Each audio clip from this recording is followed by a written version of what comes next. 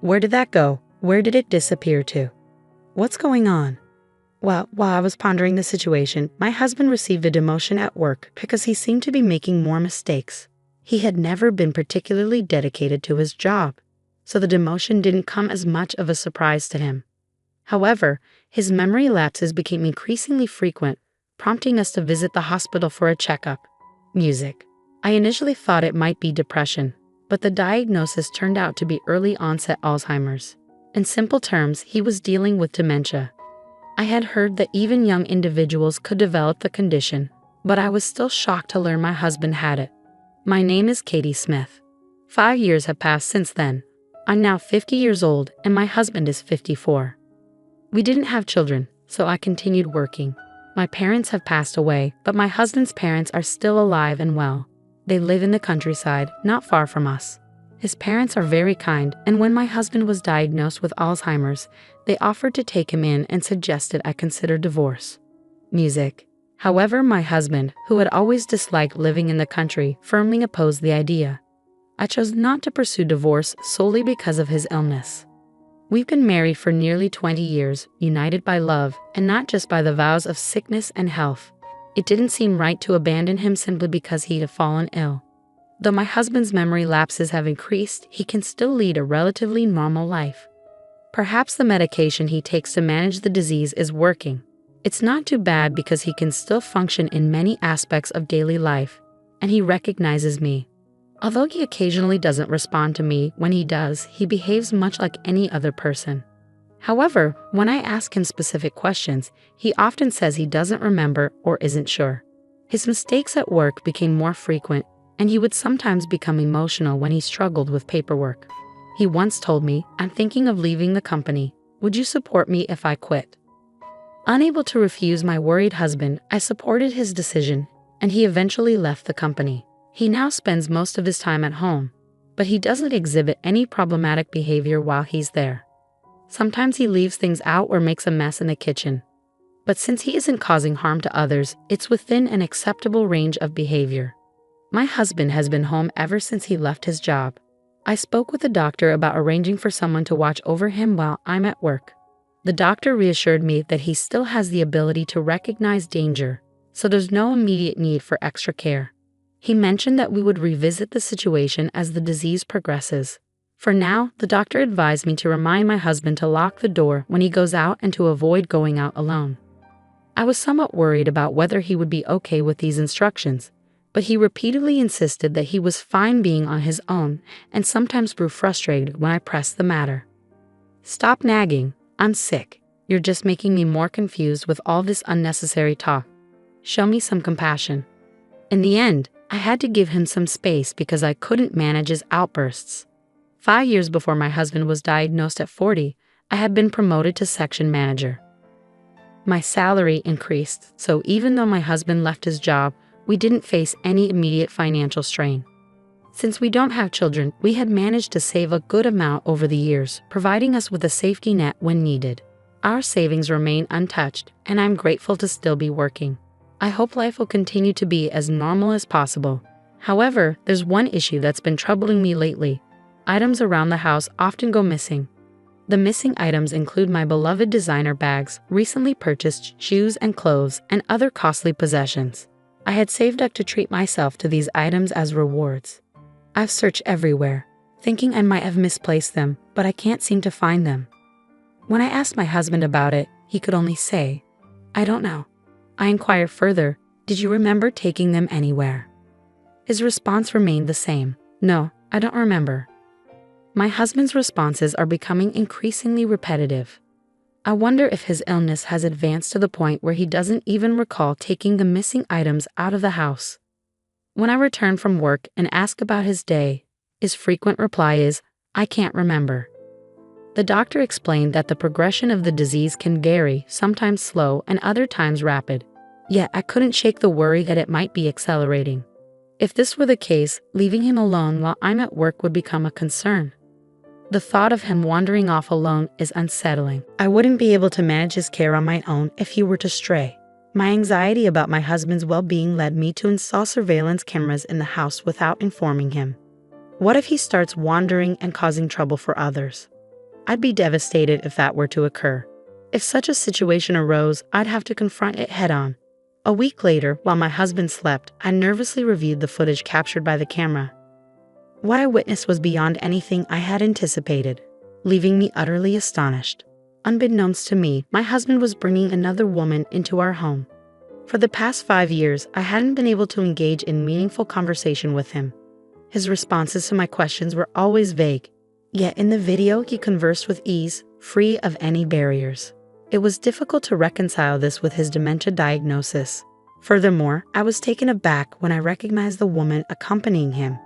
She was none other than the doctor who had diagnosed my husband with dementia. The very hospital where we had sought medical advice was affiliated with his former workplace. Was this some kind of twisted joke between my husband and the female doctor? Or could the dementia diagnosis be entirely fabricated? Are you sure she hasn't discovered the truth? Not in the slightest. Dementia is a handy excuse. I don't have to work, and I can easily claim I don't remember when it suits me. What a terrible man you are. Your wife is out working while you stay at home and bring your mistress here. You were the one who suggested it.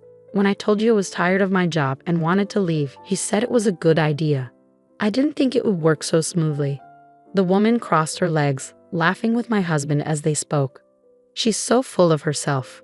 I'm not sure if she got promoted to section chief or something, but her salary keeps going up. She's definitely earning more than me and moving ahead. She probably thinks she's better than me, but thanks to her, we can enjoy moments like this. She's basically our ATM, so she needs to keep working hard. Didn't you say she's just your housekeeper now? Yep, she's both my housekeeper and ATM. I felt my mind go blank as the words on the screen echoed in my head. Oh, and Hannah, don't take too many things out of the house because my wife has noticed items missing. She suggested you take things out and just pretend they're gone. Well, I can always say I forgot due to my condition. Exactly, this illness is the perfect cover. Now I can coast through life without having to work anymore. So that's the reality of it. What have I been doing all this time, silently supporting him? For 5 years, I poured my energy into working tirelessly and managing the household, unaware of the truth. I felt foolish, like all my strength had been sapped from my body. Suddenly, uncontrollable laughter erupted from within me. I wondered if I was losing my mind. That's how overwhelmed I was, anger, sadness, frustration, and despair all mingling together. And the despair didn't stop there. When I checked my bank account, I found it drained to zero. Every penny I'd saved since our marriage had vanished. I felt utterly adrift. It felt like the world had ended. As the morning light seeped in, I found myself numb. My husband greeted the day with a carefree expression, and seeing him stirred a rage within my hollowed soul. Where's breakfast? I wanted to grab him by the collar and unleash every ounce of fury, but I managed to hold myself back. My husband still had no clue that I knew the truth. I struggled with the urge to confront him and demand an apology on the spot. But I was unsure of how to proceed. Even if I lashed out at him, I knew he would simply smile and say, "You found out, didn't you? What are your plans for today? What's going on? You've never asked me that before. I'm just curious about what you do at home all day. I wish I could work like you, but with my condition, I just end up causing trouble for others. I'm envious of your ability to work." I couldn't believe how brazen his words were. Given the evidence of his infidelity, I knew I could use it as grounds for seeking alimony and a divorce. But reflecting on the last 5 years brought me to tears. People who act so shamelessly often try to downplay their actions with excuses and implausible explanations. A few days passed as I contemplated my next steps. Just seeing my husband made me feel sick, but I held my composure. The camera remained in place. Unaware that I knew the truth, my husband continued bringing the doctor into our home while I was away. "Hey, did anyone come by today? I thought I smelled someone else." He responded, "Well, someone might have come by, but I don't really remember. Maybe it was a salesperson." "So how are you feeling? You seem to be doing better lately. Is the treatment helping?" "I don't think so. I feel like I've been getting more forgetful. The doctor told me the disease can be slowed down, but it can't be cured." "That's right. That doctor was quite attractive, wasn't she?" "Was she?" I can't seem to recall her face. I was almost impressed by how convincingly he kept up his act for so long. I couldn't just sit idly by, so I decided to visit my in-laws with a recorded video, without telling my husband. They have always been kind and thoughtful toward me, but they are my husband's parents, so I worried they might take his side. Mr. and Mrs. Smith, I'm sorry for reaching out unexpectedly, but I have something important to discuss with you. What's wrong? You look so worn out. What happened? Come on in. Are you hungry? I'll fix you something warm to eat. My mother-in-law's words almost brought me to tears. It was a relief to realize I had nothing to worry about. When my in-laws saw the video of my husband's affair with the female doctor, they immediately knelt down and apologized. Our foolish son. I'm so sorry, Katie. I truly apologize. Rather than blaming me, they cried and held my hands, causing me to cry as well. It felt as though all the tension I'd been holding onto melted away in that moment. While my anger at my husband remained, I was deeply moved to know I had their support. Something else that made me happy was a surprise offer for a promotion to a department head position. It was gratifying to know my hard work was being recognized. I felt reassured that I had a place where my efforts were valued. Hey, Katie, are you listening to me? Huh? Oh, sorry, I got lost in my thoughts for a moment. I had been contemplating how to best punish my husband and had gotten caught up in my thoughts. It's not funny if you both end up with dementia. His words sparked an idea in my mind. Would you take care of me if I did end up with dementia? Forget it. I've got enough on my plate without taking care of you too. My husband looked at me in shock at my response. Since then, I've been trying to echo more of his previous words each day to make the scenario seem more convincing. Hey, what was I doing just now? I've been making so many mistakes at work lately. I seem to be forgetting things. I forgot how to use the washing machine and how to cook rice. My husband grew increasingly anxious. You're still working, but I'm grateful you're here. One day, I came home from work to find my husband gone. He left behind completed divorce papers and a note. I don't want to burden you any further, so I've decided to divorce you.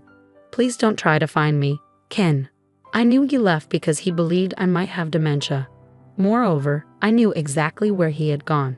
My husband had rented an apartment to continue his relationship with a female doctor, as revealed in the hidden video. He told her, I'm getting a divorce. I can't be bothered taking care of her if she ends up with dementia. I've moved my savings to another account so I won't need to worry about my finances for a while, he said, laughing. He also provided her with his new apartment's location.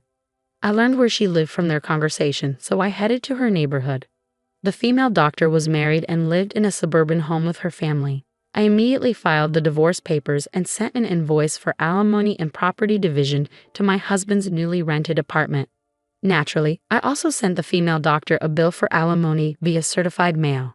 It seemed my husband received it, as he called me right away. What on earth is this, alimony? Yes, it's for your infidelity. What? Oh right, I sent it to that lady doctor as well. I imagine her husband has learned about it by now, and they must be facing difficulties.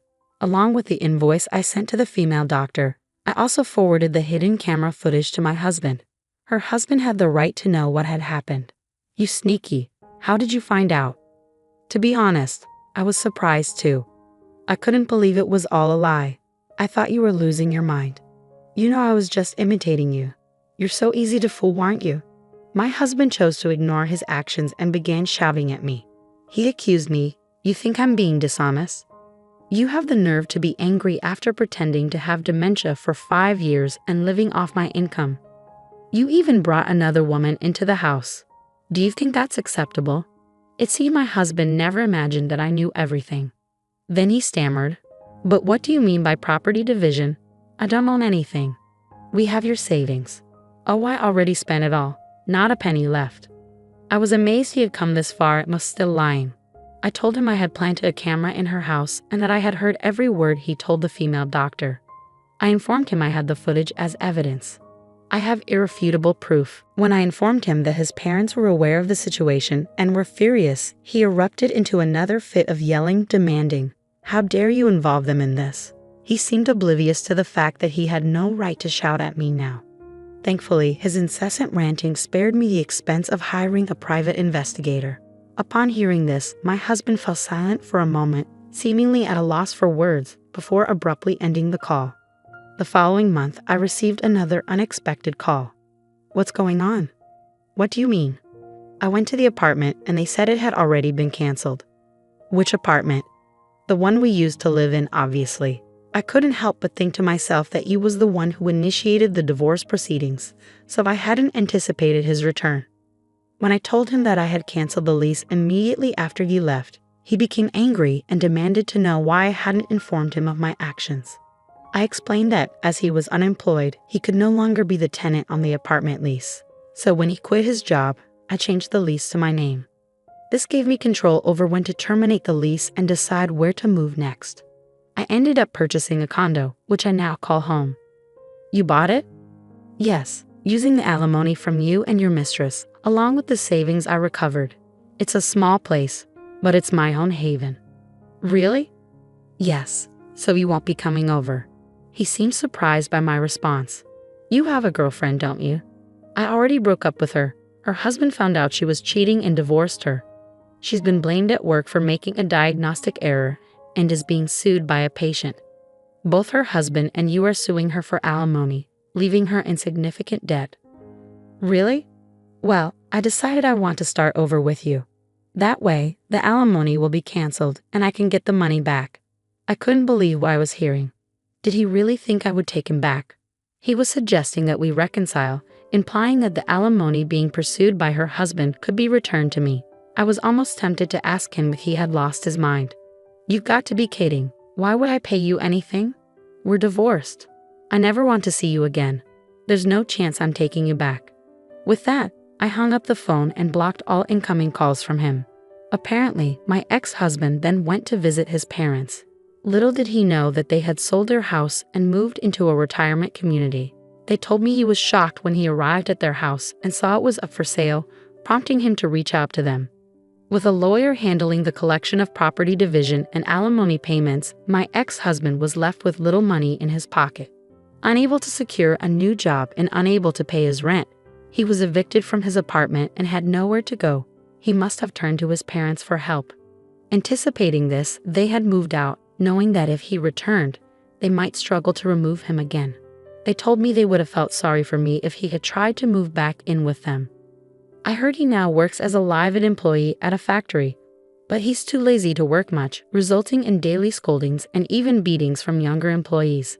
He has reached out to his parents several times for assistance, but they have consistently refused him. Months have passed since the divorce, and I continue to stay in touch with his parents. They remain concerned for my well-being and have become like my own parents. I plan to maintain a close relationship with them, and if they ever need assistance, I'll be there for them. I've recently been promoted to department manager and my salary has gone up. I'm committed to working hard and am thoroughly enjoying my peaceful life on my own.